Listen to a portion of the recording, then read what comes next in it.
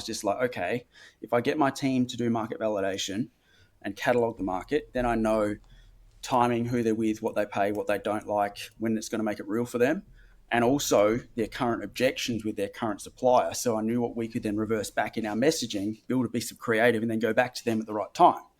And then I realized, okay, so then all that needs to happen from here is we're getting most of those, like every 8 out of 10 of those people would go to the deal room. And I'm like, why is this so successful? Like, why is not marketing doing this?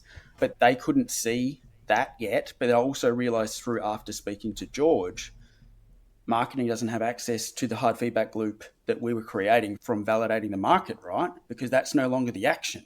So anyone that followed the Aaron Ross model since 2010 or 2011 when the book came out, they don't remember that was always business development's core function. And now no one remembers how to do it, what it looks like, how to lean in, how to build that rapport, how to get that information, how to, etc. So that became the fundamental pillar of closed circuit selling. Then circling back with permission to what's going to make it real for them with the marketing piece was my permission-based creative, which was pillar number 2.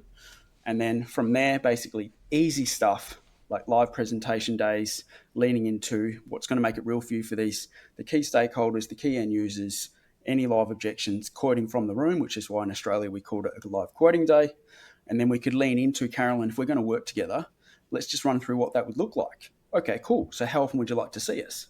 Excellent. Do we have phone backup contacts? Would you like pink donuts on Tuesdays? Do we have parking validation? What special KPIs do you need? How often would you like us to be a part of your QBR process?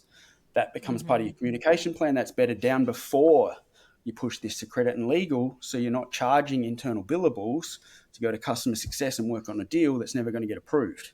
So you would also lean into, from the room, before we send you that pack, is there anything within your legal contract, our pro forma, yours, that's going to get a bit sticky?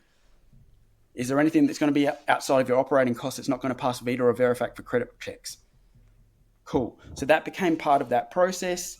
And then, through many years of trials and 24 years now, that became a pretty staple process across every single industry that I've worked in: Australia, New Zealand, North America, Canada, and Europe. But I didn't really realize, to be fair, that I was doing all of those pieces in terms of what I'd created until speaking to George and listening to Chris. I've told him this, you can check his DMs. Early on, like 2020, I didn't have that realization that I'd built that full loop. And then once I did, that's why I called it closed circuit selling.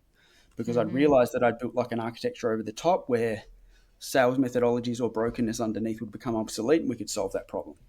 But it's just what commercial oversight should be.